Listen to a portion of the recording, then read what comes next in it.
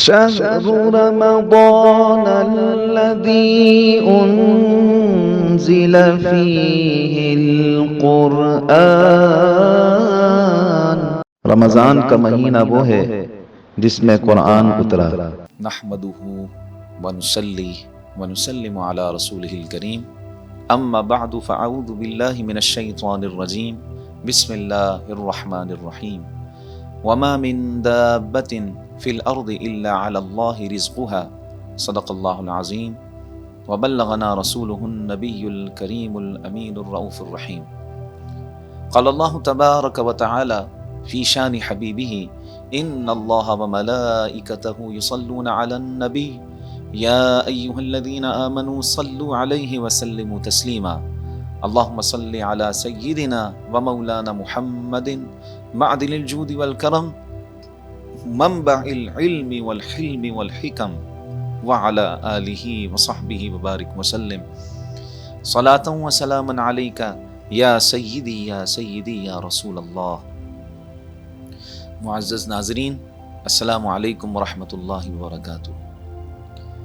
جاگ پیس T V رمضان transmission میں آپ تمام احباب کو خوش آمدید کہتے ہیں، اور آج آپ کے سامنے ہم 12ویں پارے کا خلاصہ پیش کریں گے، جس میں ہم آپ کے سامنے 12ویں پارے کا اجمالی تذکرہ کریں گے اور پھر اس کی منتخب آیات کی تفسیر بیان کریں گے۔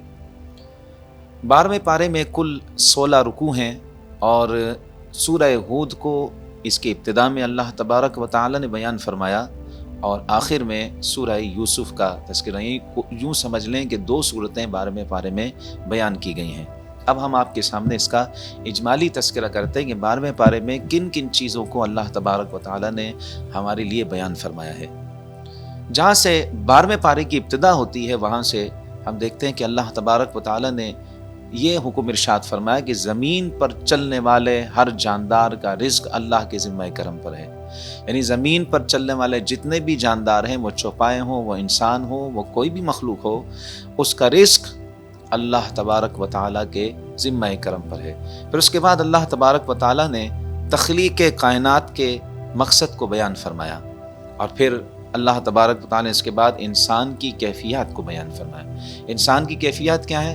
انسان خود غرض ہے، اور اس کی اس خود غرضی کو اللہ تبارک و تعالیٰ نے بیان فرمایا کہ جب انسان کو اللہ کوئی نعمت عطا فرماتا ہے تو وہ اس پر شکر گزار نہیں ہوتا، اور جب نعمت اس سے چھن جاتی ہے تو پھر وہ ناشکرا ہو جاتا ہے، اور جب اللہ تبارک و تعالیٰ اسے محنت کے بعد کوئی نعمت عطا فرماتا ہے تو پھر وہ اس پر شیخی کرتا ہے اور وہ اتراتا ہے۔ اس بات کو اللہ تعالیٰ نے اس میں بیان فرمایا کہ انسان کتنا خود غرض ہے، اور جب کسی مصیبت میں پھنستا ہے تو اسے اللہ یاد آتا ہے، جب مصیبت اس سے دور ہو جاتی ہے تو پھر وہ اللہ کو بھول جاتا ہے۔ اس خود غرضی کو اللہ تعالیٰ نے اس میں بیان فرمایا۔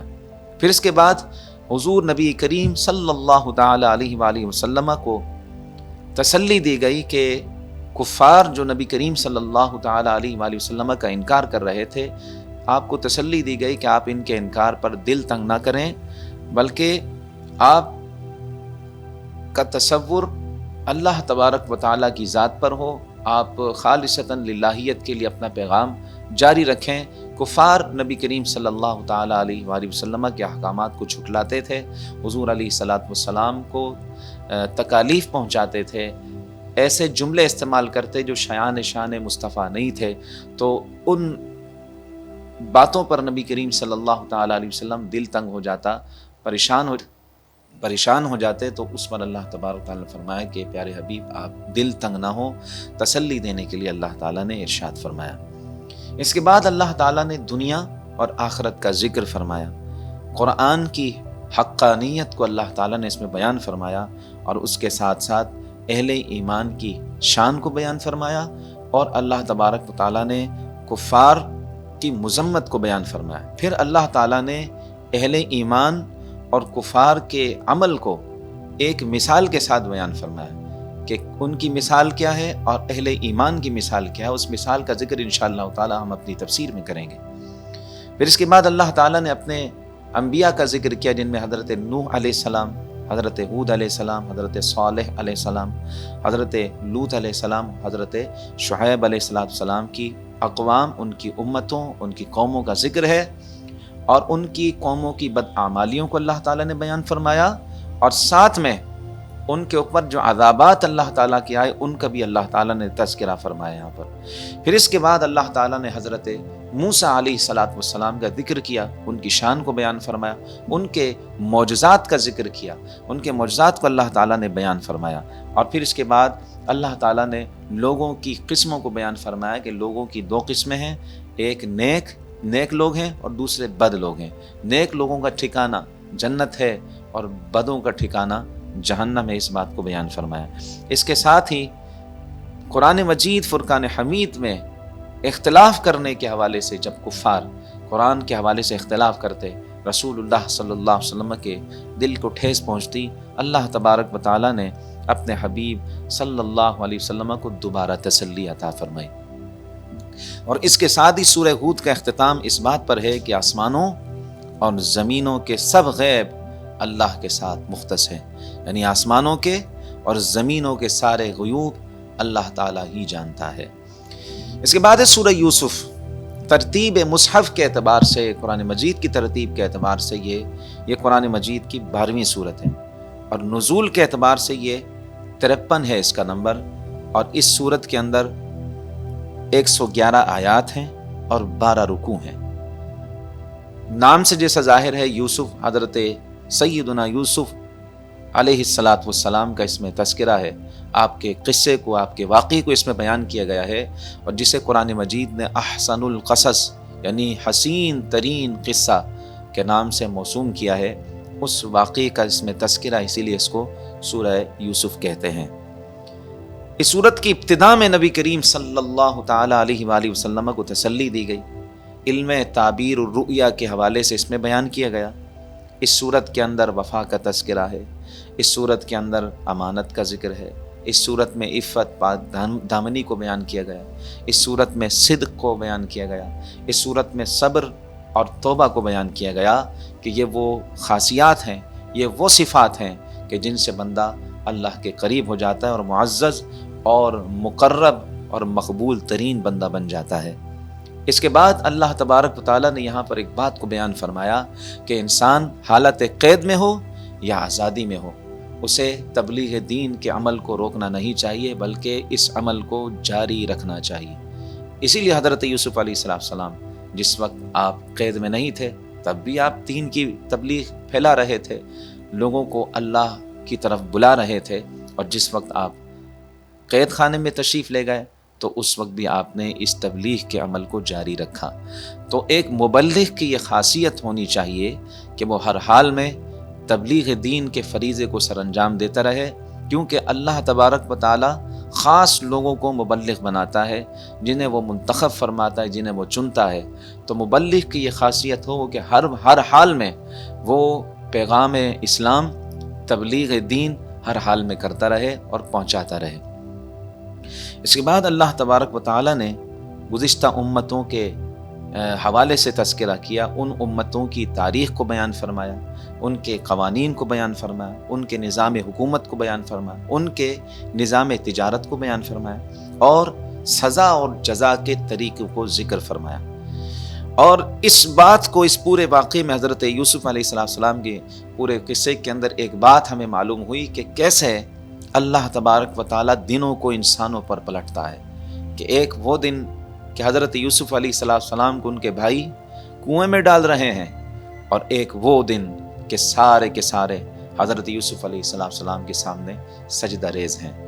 تو اللہ تعالیٰ دنوں کو پلٹتا ہے، اللہ تعالیٰ دنوں کو تبدیل کرتا ہے، لوگوں پر دن پلٹتے رہتے ہیں، کبھی کا دن اور کبھی کی رات تبدیل ہو جاتی ہے۔ اور اس صورت کا اختتام اس بات پر ہوا کہ زمین اور آسمانوں میں کتنی ہی ایسی نشانیاں ہیں اللہ تبارک و تعالیٰ کی کہ جن سے لوگ روگردانی کرتے ہیں، اعراض کرتے ہیں، توجہ نہیں دیتے۔ اس زمین کے اور اس آسمان کے اندر اللہ کی بہت ساری نشانیاں ہیں، اور ان نشانیوں میں اگر غور و فکر کیا جائے، وہ نشانیاں ہمیں اللہ کا پتہ دیں گی، وہ نشانیاں ہمیں اللہ کی معرفت دیں گی، وہ نشانیاں ہمیں اللہ کے قریب کریں گی۔ یہ آسمان، یہ زمین اور اس کے درمیان موجود جو چیزیں ہیں، یہ سورج کا وقت پر نکلنا، وقت پر غروب ہونا، یہ دن کا وقت پر آنا، یہ رات کا اس کے فوراً بعد آ جانا، ہر چیز کا اپنے مدار میں گھومنا، یہ تمام سیاروں کا ایک مدار میں چلنا، یہ ہمیں ایک ہستی کا پتہ دے رہا ہے کہ ایک ذات ایسی ہے جو اس پوری کائنات کو چلا رہی ہے، اور وہ ذات اللہ تبارک و تعالی ہے۔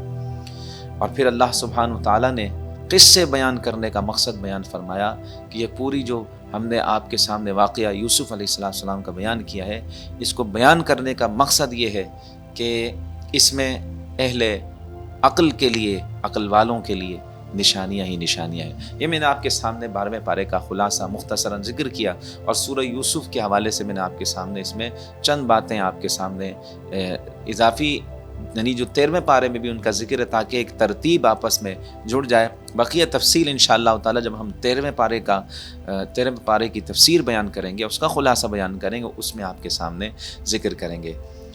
12ویں پارے کی ابتدا اگر ہم دیکھیں تو اللہ تبارک و تعالی نے اس بات پر کی ہے، وَمَا مِن دَابَّةٍ فِي الْأَرْضِ إِلَّا عَلَى اللَّهِ رِزْقُهَا، زمین پر چلنے والے ہر چوپائے کا رزق اللہ تبارک و تعالیٰ کے ذمہ کرم پر ہے۔ پھر اس کے بعد اللہ تبارک و تعالیٰ نے تخلیق کائنات کے مقصد کو بیان فرمایا کہ اس کا مقصد یہ ہے کہ انسان کے خیر و شر کی آزمائش، یہ مقصد ہے تخلیق کائنات کا، اس دنیا کو بنانے کا، اس کائنات کو بنانے کا مقصد یہ ہے کہ انسان کے اچھے ہونے یا اس کے برے ہونے کا ظاہر ہو جائے، اور اگر نیک اور صالح ہے تو اس کا ٹھکانہ جنت ہے، اور اگر بد ہے، برا ہے، تو پھر اس کا ٹھکانہ جہنم ہے۔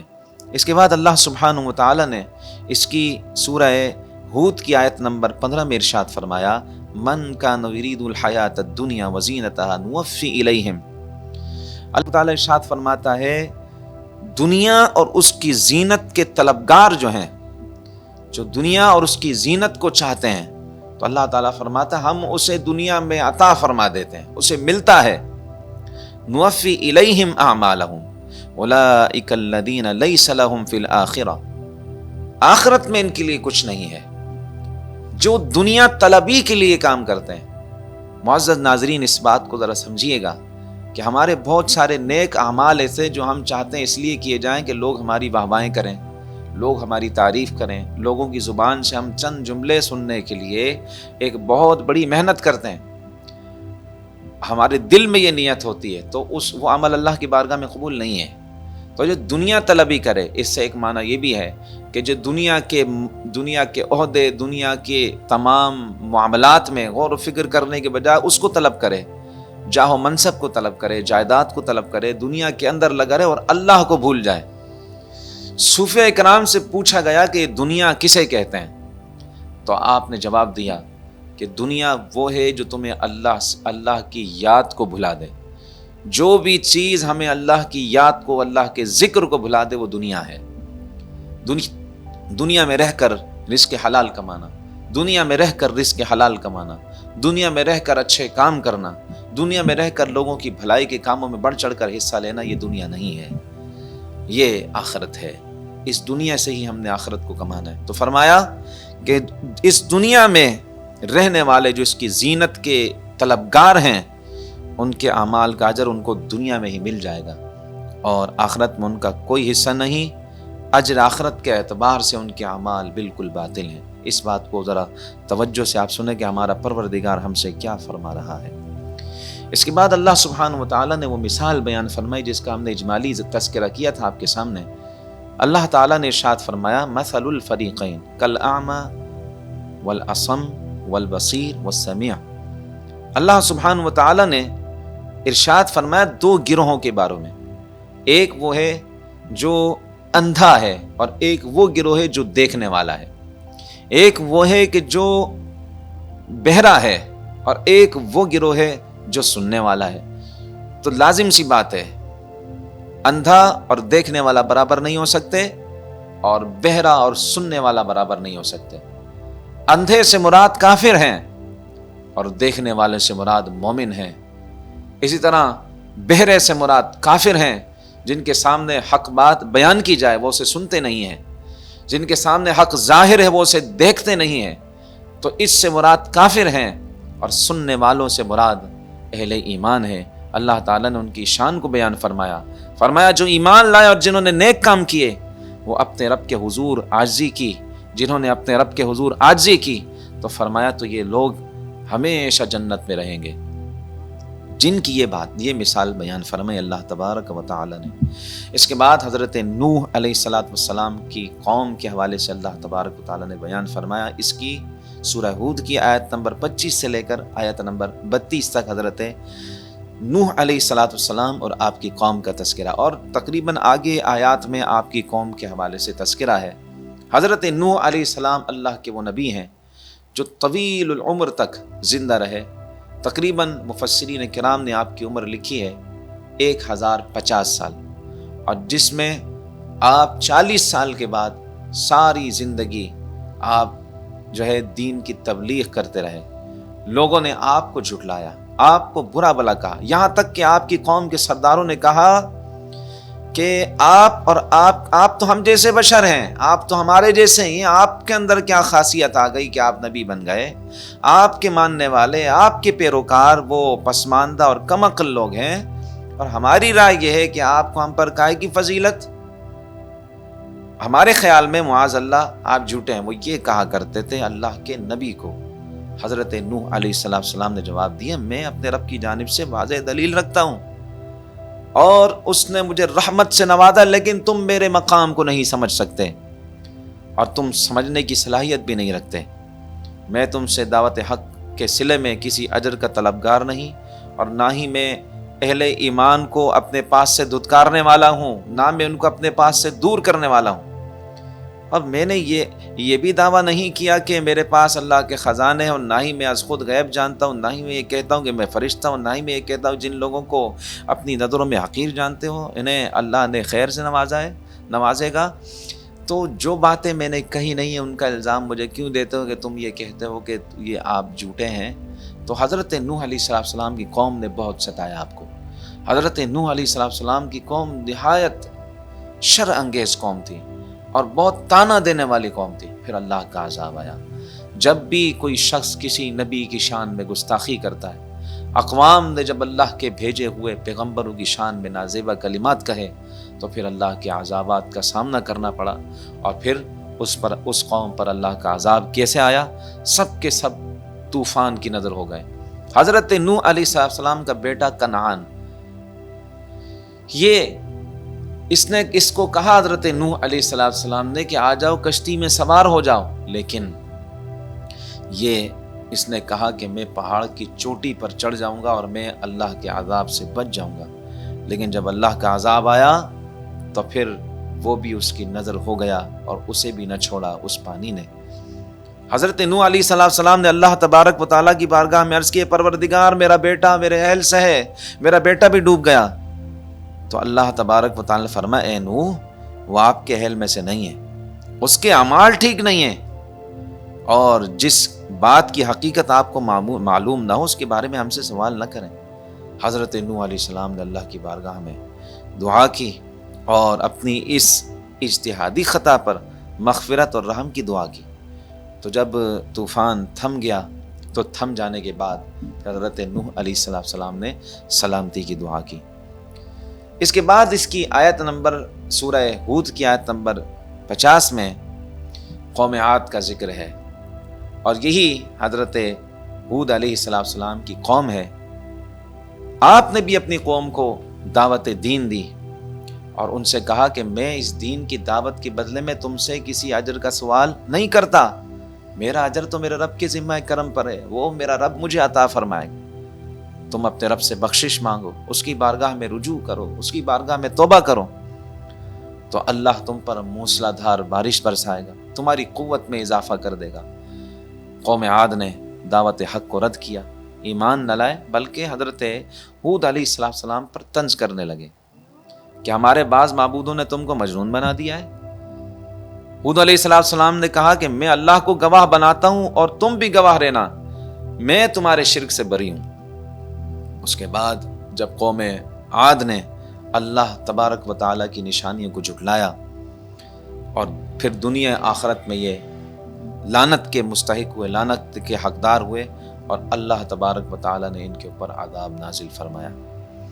پھر اس کے بعد حضرت صالح علیہ السلام اور ان کی قوم کا تذکرہ ہے، حضرت لوط علیہ السلام اور ان کی قوم کا تذکرہ ہے، حضرت شعیب علیہ السلام اور ان کی قوم کا تذکرہ ہے، اور پھر اس سورت کا اختتام، سورہ ہود کا اختتام اس بات پر ہوا کہ اللہ تبارک و تعالیٰ نے لوگوں کی دو قسمیں بیان کی ہیں، ایک سعادت مند ہے اور ایک بدبخت ہے۔ بدبختوں کا ٹھکانہ جہنم ہے اور جس میں وہ ہمیشہ رہیں گے، اور جو نیک بخت ہیں، جو سعادت مند ہیں، وہ ہمیشہ جنت میں رہیں گے، یہ ان کا ٹھکانہ اللہ تبارک تعالیٰ نے اس میں بیان فرمایا۔ سورہ یوسف جیسا کہ نام کے ساتھ واضح ہے کہ اس میں حضرت یوسف علیہ السلام کا تذکرہ ہے۔ حضرت یوسف علیہ السلام اللہ کے وہ نبی جو نہایت حسین و جمیل خوبصورت نبی، اس قصے کو اللہ تبارک تعالیٰ نے احسن القصص قرار دیا، یعنی حسین ترین قصہ۔ حضرت یوسف علیہ السلام نے خواب دیکھا، آپ بیٹے ہیں حضرت یعقوب علیہ السلام کے، حضرت یعقوب علیہ السلام بیٹے ہیں حضرت اسحاق علیہ السلام کے، حضرت اسحاق علیہ السلام بیٹے ہیں حضرت ابراہیم علیہ السلام کے۔ حضرت یوسف علیہ السلام نے خواب دیکھا کہ سورج، چاند اور 11 ستارے آپ کو سجدہ کر رہے ہیں۔ آپ نے اس خواب کا تذکرہ اپنے والد محترم حضرت یعقوب علیہ السلام سے کیا۔ حضرت یعقوب علیہ السلام نے جب آپ کی زبان سے اس خواب کو سنا تو آپ کو تنبیہ کی کہ اس خواب کا تذکرہ اپنے بھائیوں سے مت کیجیے گا۔ بھائی آپ کو دیکھ رہے تھے اور نوٹ کر رہے تھے کہ والد محترم یوسف سے بڑی محبت کرتے ہیں، ان کی طرف جھکاؤ زیادہ ہے، تو ان کے دل میں حسد پیدا ہو گیا۔ بھائیوں نے آپس میں مشورہ کیا کہ ہم ایک جماعت ہیں، ہم آپس میں ایک دوسرے کے ساتھ ہمارا تعلق ہے، تو ہم ایسا کیوں نہ کریں کہ ہم بیچ میں سے یوسف کو ہٹا دیں اور ہمارے والد صاحب کے ساتھ جو ہمارا تعلق مزید مضبوط ہو جائے۔ تو کسی آپس میں انہوں نے مشاورت کی، 11 کے 11 بھائی جمع ہوئے، انہوں نے مشاورت کی۔ ایک نے کہا کہ یوسف کو قتل کر دو، ایک نے کہا ایسا کرتے ہیں کہ ان کو کسی دوسرے ملک چھوڑ کر آ جاتے ہیں۔ آخر کار جب ہم یہ اعمال کریں گے تو والد صاحب کا رجحان ہماری طرف ہو جائے گا۔ تو ان میں سے ایک بھائی قدر اعتدال پسند تھا، اس نے کہا ایسا نہ کرو، قتل کرنے والی بات تو ریجیکٹ کر دو، قتل نہیں کرنی۔ ہاں ایسا کر دیتے ہیں کہ کسی گہرے کنویں میں ان کو ڈال دیتے ہیں، کوئی قافلے والا اسے اٹھا لے اور پھر اپنی تدبیر کے حساب سے ہم اپنے والد محترم کو جواب دے دیں گے، قافلے والا ان کو لے جائے گا، ہم ادھر آ کر والد صاحب کے ساتھ کوئی بہانہ بنا دیں گے۔ سب کا اتفاق ہو گیا، اور ادھر حضرت یوسف علیہ السلام کے لیے اجازت مانگی والد محترم سے کہ ہمیں اجازت دیں، ہم کھیل کود کے لیے جا رہے ہیں، ہم یہ چاہتے ہیں کہ ہمارے ساتھ یوسف علیہ السلام بھی تشریف لے جائیں۔ والد محترم نے کہا کہ مجھے خدشہ ہے کہ کہیں ان کو کوئی بھیڑیا نہ کھا لے۔ تو ان بھائیوں نے کہا ہم اتنے جوان بھائی اس کے ساتھ ہیں، ہم ان کی حفاظت کریں گے، ہمارے ہوتے ہوئے بھیڑیا کھا جائے ایسا تو ممکن ہی نہیں، آپ ان کو ہمارے ساتھ بھیجیے تاکہ یہ کھیل کود کریں، وہاں پر میوے کھائیں۔ حضرت یعقوب علیہ السلام نے اپنے خدشات کا اظہار کیا، لیکن انہوں نے اصرار کیا تو آپ نے اجازت دے دی۔ اور یہاں انہوں نے اپنے ایک جو مائنڈ سیٹ تھا اسی کے حساب سے انہوں نے عمل یہ کیا کہ حضرت یوسف علیہ السلام کو پہلے راستے میں تو خوب مارا، انہوں نے خوب مارتے تھے۔ پھر اس کے بعد ایک بھائی آگے بڑھا، اس نے کہا دیکھو مارنے کا تم سب نے منع کیا تھا، مارے گا کوئی نہیں، جا کر پھر گہرے کنویں کے اندر پھینک دیا۔ مفسرین کرام نے لکھا ہے کہ انہوں نے جب کنویں میں ڈالا، اللہ تبارک و تعالیٰ نے حضرت جبریل امین کو بھیجا کہ جنت سے تخت لے کر چلے جائیں اور یوسف علیہ السلام کے پانی تک پہنچنے سے پہلے اس کنویں کے نیچلی سطح تک پہنچنے سے پہلے وہ تخت رکھ دیں۔ حضرت جبریل امین وہ لے کر فوراً حاضر ہو گئے اور حضرت یوسف علیہ السلام کو زمین پر پہنچنے نہیں دیا۔ یہ اللہ تبارک و تعالیٰ کی اپنے انبیاء کے ساتھ محبت ہے۔ اللہ تعالیٰ انبیاء کرام کی ناموس کے حوالے سے بہت غیرت مند ہے۔